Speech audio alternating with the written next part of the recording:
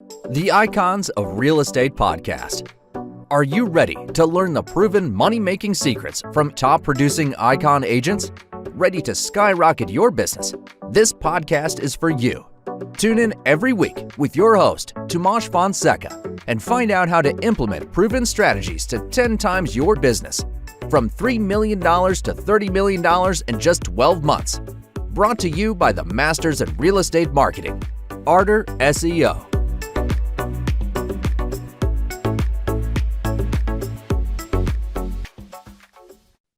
Hi, I'm Patty Teal. Welcome to the new mini-series featuring top realtors. Today, I'm so excited to introduce our guest, Tyler Tapley. Tyler is a top realtor of Crye-Leike, a full-service real estate company founded in Memphis back in 1977. Back in that area, everybody knows Crye-Leike. It is ranked number 3 in the nation and the largest real estate company serving markets in Tennessee, Arkansas, Georgia, and Mississippi. Tyler is licensed in Tennessee, Arkansas, and Mississippi. He represents first-time home buyers, sellers, seasoned investors, hedge funds, and retirees. In addition, he does commercial real estate consulting, primarily retail and office representation, and previously worked at one of the largest commercial real estate firms in the world. So he knows a lot about a lot of different subjects. Welcome, Tyler. I would say I know a little bit about a lot of different subjects. Oh, and you're modest too. So that's nice. Would you be so kind as to start out by telling us your real estate journey? How did you decide to get into it? Just take your time and tell us how it got to this point where now you're a top realtor. So pretty basic, actually. My parents are full-time agents, so I just grew up in the business. And I think I went to college. I went to the University of Tennessee at Knoxville. And I knew even then I was going to be a real estate agent. That would have been 2002. My parents were very successful. They started in the 80s. And by the mid to late 90s, they were actually selling hundreds of houses a year. And you've got to remember there's no internet then. There's fax machines. There's an MLS book where literally, maybe you know this, like the new listings would come out and they would just be put in a book. So you could not go. Well, I'm older, Tyler, and I know. You didn't search realtor.com or any of those sites. Right. And they really flourished and succeeded. They sold a lot of foreclosures and they just worked really hard. So fast forward that to me, I'm in college and have an accounting degree, and I kind of knew this is great, but I want to be a real estate agent. So I got my degree, moved back home. And funny enough, I actually started before doing residential. I actually was a commercial agent, as you said. Mm-hmm. And the reason I did that is as you can imagine, there's big money in commercial real estate if you do the right transactions and projects and things of that nature. So I did commercial real estate for CB Richard Ellis, which is still around, CBRE, massive company worldwide. And primarily did retail, and I focused on national companies, Hertz Rent-A-Car, Bank of America, Pizza Hut, companies like that. And I think I did fine. Loved the people there. It trained me. And fast forward, that would have been about 07, 08.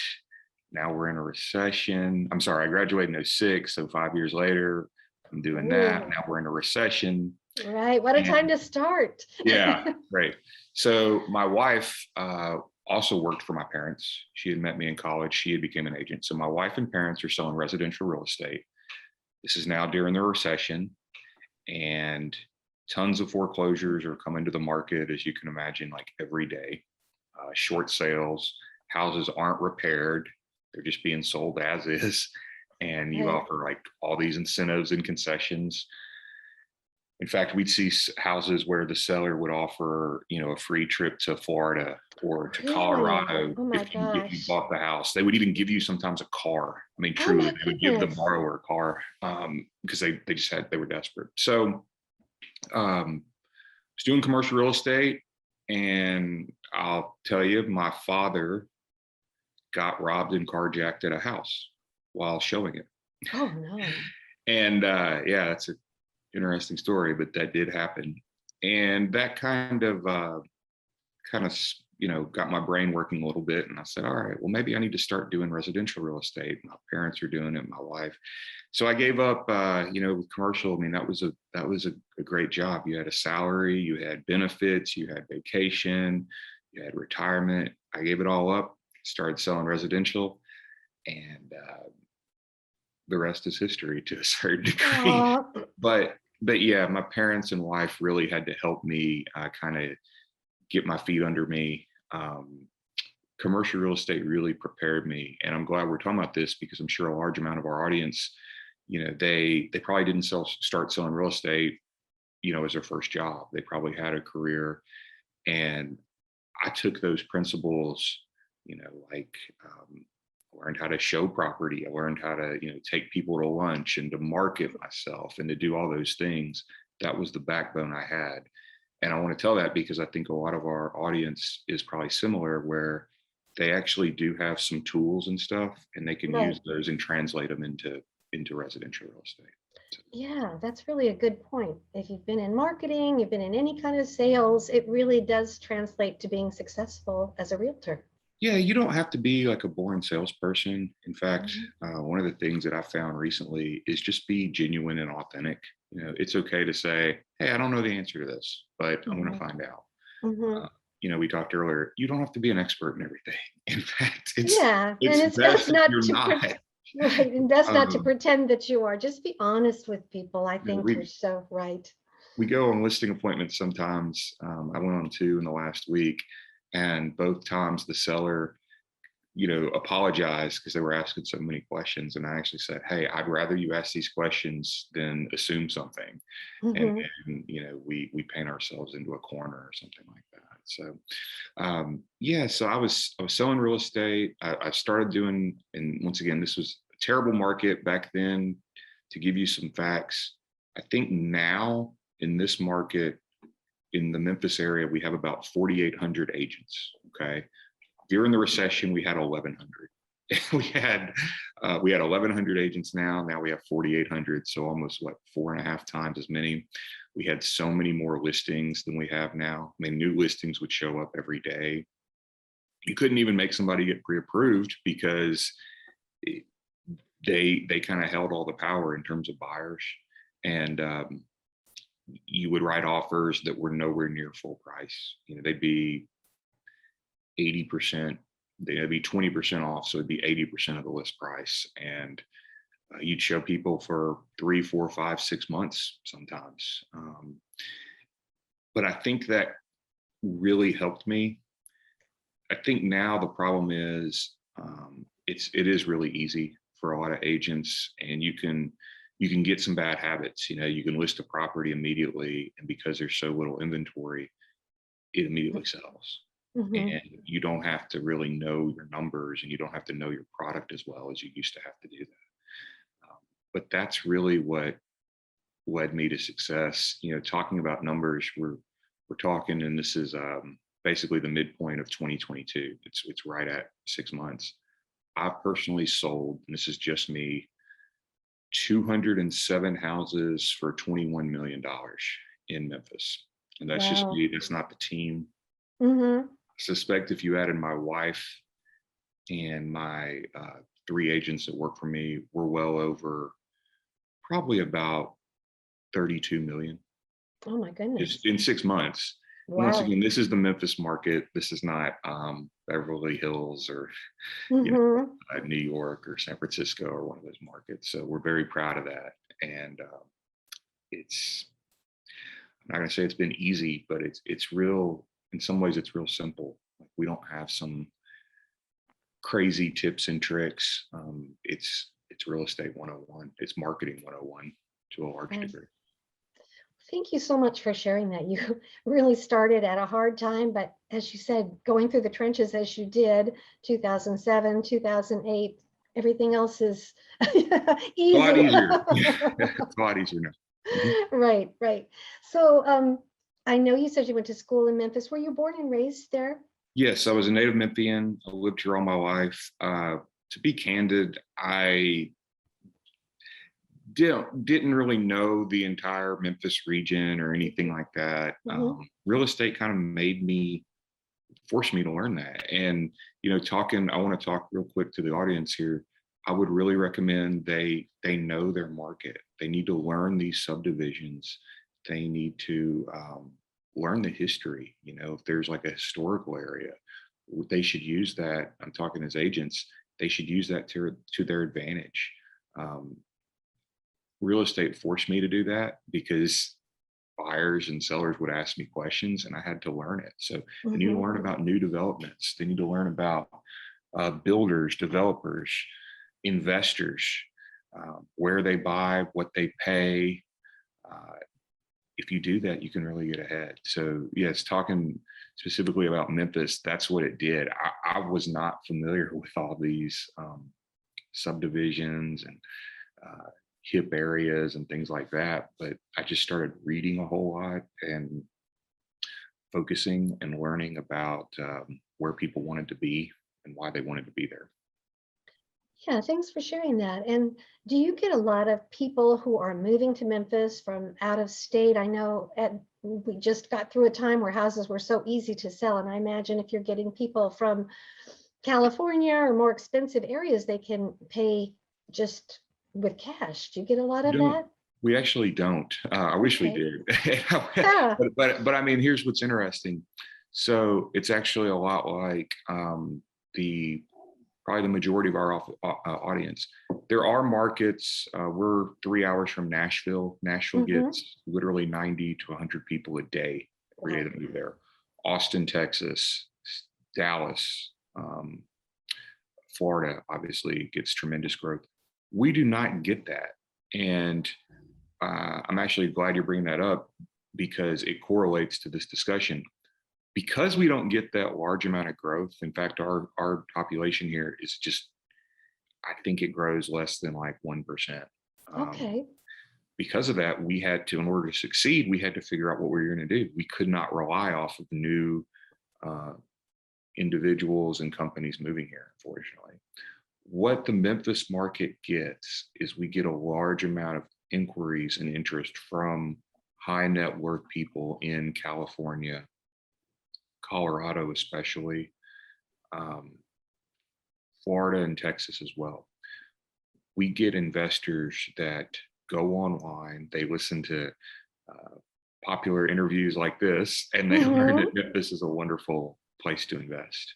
So, to specifically answer your question, we get a lot of out of state money and interest that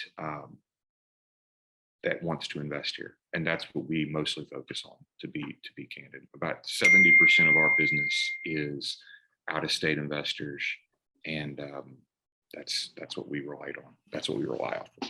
Wow, that's really interesting. And so do those investors then generally um, flip the house or rent out the house or redo? What are they doing? Yeah, so I'll try and make this somewhat quick and interesting, or make sense. What we see is they buy properties here because they can't afford other. They can basically buy properties here for under $100,000 Wow. and already with a tenant and in good shape. So it's almost like there's a cap rate. It's almost like a stock. It'd be like if you bought stock and you said, okay, well, what is the dividend? What is what is it going to pay out at? That is what they do. They buy them typically distressed with cash.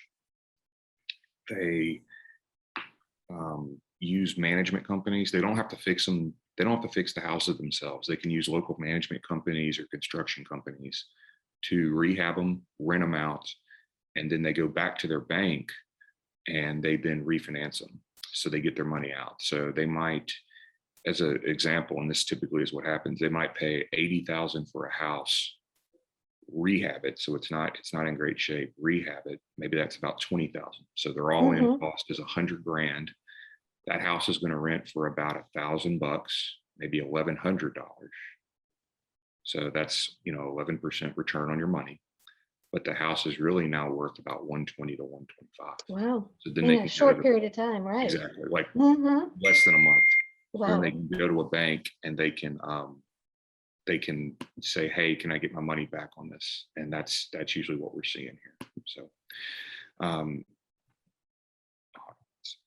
That's really interesting. Now, how are these people in, you said Colorado, Florida, California, how are they finding you? Are they just doing research online? there's tons of podcasts, there's tons of there's websites, and a great website for our audience is called biggerpockets.com. Uh-huh, Bigger I've heard of Pockets that. is a wonderful site because you can, and it's free, it doesn't cost anything, but it's all about investing. There's tips and tricks. Once again, I know most of our audience are real estate agents. It would be a great place to learn themselves. They can market themselves. A lot of our agents, you find this interesting, or a lot of our clients are actually real estate agents. So many of Oh. my clients are in Newport Beach, Huntington Beach, the really Mm-hmm. nice areas, Mm-hmm. and they find me, and they already know kind of the process. They don't know the neighborhoods, Mm-hmm. and they may not. They probably don't know the actual dollars yet, but they do that, and we give them the sales statistics. We give them the rental amounts, things of that nature. We share all Mm-hmm. that, and they can analyze it themselves. So we actually, surprisingly, a lot of our clients are agents themselves, and they buy multiple properties. A lot of our audience is, a lot of our clients buy multiple properties. They kind of scale up. So it's Right, not, right. as opposed to traditional real estate, which is wonderful, and we do sell a large portion of that. A lot of ours buy, they might get up to 15 to 20 properties because they Mm-hmm. remember they're refinancing them. So they're getting their money back and doing it Yeah, again and again. right. They're professional Right. investors. Right. And I spent most of my adult life in California, Santa Barbara Right. specifically, but I also know the Orange County area. And you can't get anything for under $1 million. There's just nothing. And so the fact that $100,000 you can get a nice property, I'm sure is very attractive to You can them. get it, and it will appreciate. It doesn't appreciate as much as, the Denver market or Austin, but it does appreciate. And what you can also do then is, after you refinance it and you keep it for a while, let's say the tenant moves out, you can Mm-hmm. sell it to an owner occupant or retail buyer like we discussed, and that buyer will pay a retail price. So you bought it discounted, you were able to write off the repairs, you were able to get cash flow immediately. You were able to then refinance it, get your money back out, do it again and again, but also you still do have appreciation. You have depreciation just from the IRS perspective, but you have appreciation in terms of what it sells for, and then you sell it to an owner occupant at a higher Oh, that price. makes so much sense. Right. I want to be doing this. Should. Yeah. Yeah, It's definitely. the problem now, to be candid, and like I said, I'm really glad we're discussing this with our agents. The problem is not a lack of money or capital. There's plenty Mhm. of interest here because, once again, I referenced the Bigger Pocket site, because people have done this 10, 15, 20 times and it's all documented. It makes potential buyers feel at ease because, I mean, we're giving them the exact address. They can verify all these things. But we do all that, and it they want to just do it again and again. So the issue is more just simply that there's just not as many opportunities as there used to be. That's the bigger issue with it. Wow. Mhm. Is that because of the rising interest rates? Does that have Just something to do with it? the houses are Mhm. not around anymore like they used to be. The I really, see. really, really good deals. So Hmm. that's probably the bigger issue that we see here. It's it's there's plenty of people that want to do it. There's plenty of people that'll pull the trigger. The deals just aren't as juicy as they used to be. That's the bigger issue. I get it. Right. So we got to do more digging. We do a lot of for sale by owners. We do a lot of off market stuff in order to find Hmm. deals for our Hmm. clients. Right. So I know you work with your wife and have other team members. What are your strengths as compared to theirs? I mean, I bet you all bring something different to the table as far as what you're best at or what you enjoy. So once again, and I say this because it's I want people to understand, like, in a good way, they can do exactly what I'm doing. Like, I don't Hmm. have some secret sauce that nobody has. It really is just hard work. And for me specifically, like we're actually doing this interview on a federal holiday at 9 a.m. Happy July But 4th, everybody. yeah, happy 4th of July. And it was incredibly thoughtful that you took the time to talk to me. Oh, thank you. It's about just working really hard. And I think a lot of agents, it's not that they don't want to work hard, they do. Like but they don't know what it takes to be productive. So what I mean is they well, I worked today, and I'm like, well, what did you do? And they're like, well, if somebody were to call, I was going to show them, but I'll say, you didn't work 8 hours today. You know, there was nothing for you to do for 8 hours. You didn't do 8 hours worth of showings. So getting back to my specific strengths, it's really about, I really know this market. I review the property transfers list. I ask a lot of questions. I'm constantly trying to educate myself. And that's my biggest strength, is just being knowledgeable and working hard. I think my wife and the rest of the team is a lot more patient and tolerable than me. They're in a lot of ways, they're better agents than me. And I'm okay with saying that. They have more empathy and patience. I do genuinely care. Like, I want my clients to succeed. The other thing I would tell you is my strength would be, I answer all my text messages, all my phone calls, all my emails. I have like 4 emails in my entire inbox, and I talk to probably about 150 people a day. Wow. Yet every message is returned and everything else. But you know, everything we're talking about here, it's something you could do yourself, you know, as an agent. So if you really want to scale up and be successful, you can do it. You have all those tools and keys right at your disposal. So it sounds like being disciplined is very important in this line of work. I do think that I am one of those people, and I have seen this with the other successful agents. I do go to the office. I go to the office every day at a certain amount of time. I leave at a certain set time. I know Nick Saban, probably the most successful football coach of all time. I've heard him say that he gets up, you know, and he works really, really late, as you can imagine. He's traveling. He said he gets up every morning at like 5:30, and the very first thing he does is he reads the paper and he drinks a cup of coffee, and he has a routine as well. I don't think you can really be successful at this job if you're doing things willy-nilly, you know, waking up at different times, going to the office different times. I mean, I know life happens. I know people have valid reasons and excuses that they may not be able to stay uniform and consistent. But for me, I have to be consistent. I can't juggle and remember to do things. So I have to do like a set schedule. Well, that makes perfect sense when you've got so many houses listed, so many pending, so many things going on. So do you kind of block off your time so that from this time to this time, I return phone calls? This is when I'll show houses. Is that how it works? Not really. No. Probably should. No, you know, like I said, I think the audience will find this interesting. I have about 62 listings right now, which is, to me, a pretty good amount of listings. And I know them all. It really more comes down to, remember how I just talked about just staying on top of things? I'm constantly reviewing the MLS. I look at the MLS probably 10 to 12 times a day just to see like what new listings have popped up, what has sold.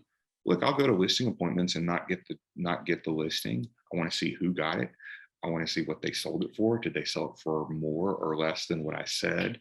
I'm not always right. I think in a lot of ways, I'm constantly learning to just see, you know, we talked earlier, one of the things that I'm looking at is Tennessee.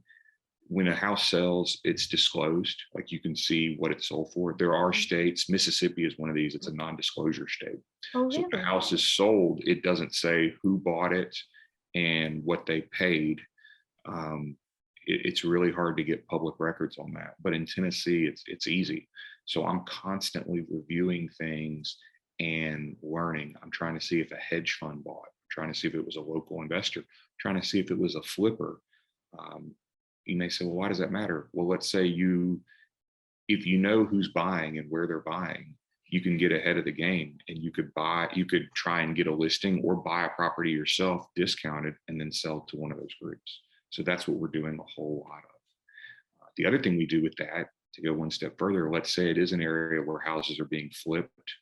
Um, we can tell our investor group, hey, you should buy over here Right. at a discounted price. Even if you don't want to flip it, you can keep it.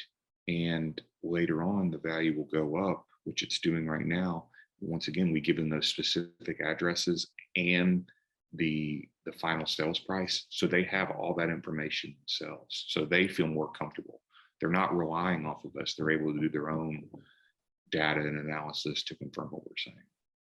That's a great explanation. And I know, Tyler, that your business has been growing every year, but I'm sure you have goals. And I was wondering if you'd share what your goals for the next year are, or this year Right. on into the next year, and how you plan to attain that. So I'm embarrassed to say I don't make tons of goals. I do have Mhm. some, and I'll be happy to share them. I know that one of the habits of highly successful people is to write them out. And I'm embarrassed to say I don't do that as much as I should. I was actually at lunch recently with a very successful lender. He told me it sold, I think he said 1,300. I think he did 1,300 loans in 1 year. Mhm. But he wrote everything out. He wrote himself a letter, and he would read it 5 years later. But getting back to this, I do want to do more multifamily and industrial work. You know, we talked earlier about office and retail. I'd actually like to sell more apartments, and I'd like to really focus on some industrial sales and development. And the reason I want to do that is A, those are bigger dollar deals. They're just Mhm. bigger transactions. But B, there's less competition. You know, we talked about it. We have 4,800 real estate agents in this market. That's a lot of A agents. lot of agents with So not that many it's listings, a I'm lot of sure. agents and not that many listings. Right. And frankly, I mean, this is a compliment. A lot of them are good agents. You know, Mhm. they they have time on their hands, and they want to do a good job, and they do care about their customer. So I want to differentiate myself. So that is a goal, and I'm happy to share that because I think for our audience, they could have a goal like that as well. So I mean, the truth is, I'm selling about 370 houses a year, just myself. So I sell a house a day, and I don't represent any large banks or anything like that. Most of mine is just word of mouth, mom and pop, and like you said, investor buyers that buy and then they sell later. But yes, I'd like to eventually make probably 20 or 30% of my business multifamily sales and investments such as that. Yeah, well, that's a great overall goal. And Right. I'm with you there. You don't have to, you know, write every little thing down, because you know where you're going and you're very disciplined. So that is great. If somebody's listening and they want to get a hold of you, how would you suggest they do that? So you can email me and I will respond. Tyler, Tyler, Tapley, Tapley @gmail.com. My cell phone is 901-871-1290. I talk with agents all the time that are just trying to improve their situation. And a lot of them are here in Memphis, but I do talk to agents in Florida, California, et cetera. And I hope that some of my real life examples could correlate to that. And there are some things that I do believe that could transition over to that. So we're happy to always share what's worked for us with anybody. There's no Right. fee or no cost. I'm not a real estate coach or anything like that. We Yeah. just like to help people if we can. Oh, that's so nice. You could be a real estate coach, though. You've got a lot of knowledge. I Yeah. could, but I've got enough houses right now that I can just do that. So I'm Yes. more out there right now.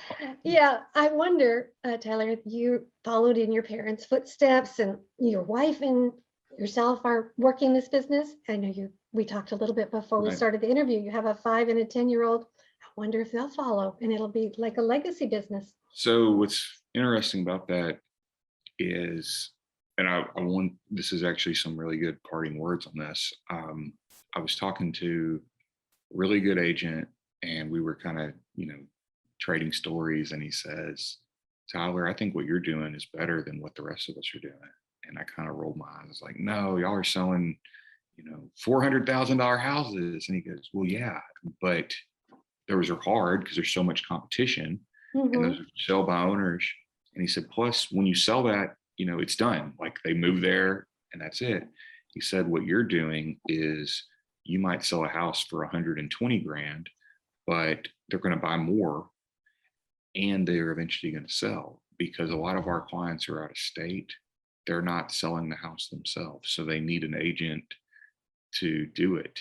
And once again, you can scale up. So to fast forward that, we have, as we said, 60 listings. We've had over 100, but a lot of them are repeat properties that we've sold again.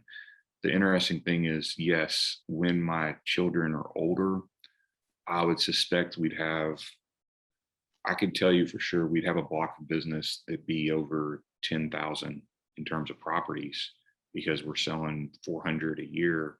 Extrapolate that over 15, 20 years. Basically, when I'm gone, there will be a built-in book of business that people could use that hopefully my children will be able to. So Well, it's going to be hard to walk away from, is what I'm trying to say. I understand, but what a great feeling for a parent to know that you've kind of set this up for your kids should Right. they want to go that direction. Sure. Yeah, it'll be interesting. Yeah, well, thank you, Tyler. I really enjoyed this interview, and I myself learned so much about how you are so successful. So thank you. I appreciate it. After we say goodbye, stay on 1 minute with me, okay? Thank Great. you. Thank All you. right. Bye-bye.